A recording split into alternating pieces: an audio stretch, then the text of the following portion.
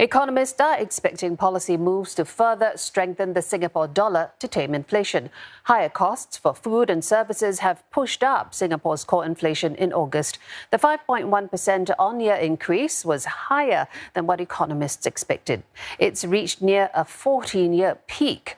Overall inflation, which includes accommodation and private transport costs, picked up 7.5% on-year, fueled by higher private transport costs. Now, Marcus Tan reports.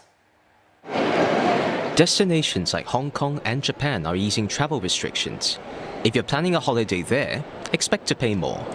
The cost of service costs, such as air travel and accommodation, rose to 3.8% in August.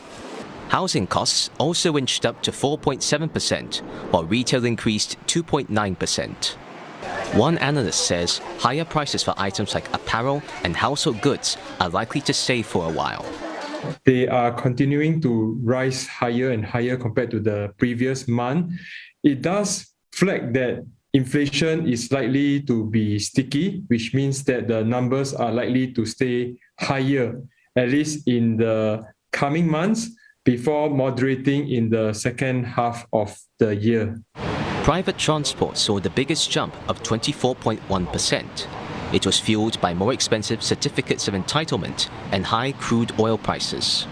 Supply constraints in key commodity markets have also pushed up food prices to 6.4%. Analysts also warn that global events might exert price pressure on imported goods.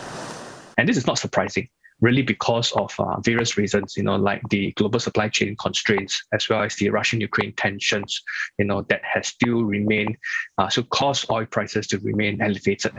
Economists expect Singapore's central bank will likely adjust its monetary policy in October.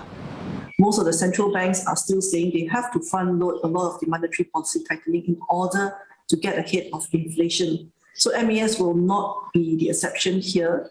I think the sense is that inflation is going to stay elevated for longer, and hence, monetary policy settings will have to be tightened further and probably to stay tight for a longer period of time as well. Singapore's central bank says businesses are likely to pass on the higher costs to consumers amid firm consumer spending. The Monetary Authority of Singapore adds the tight labour market will also fuel wage growth.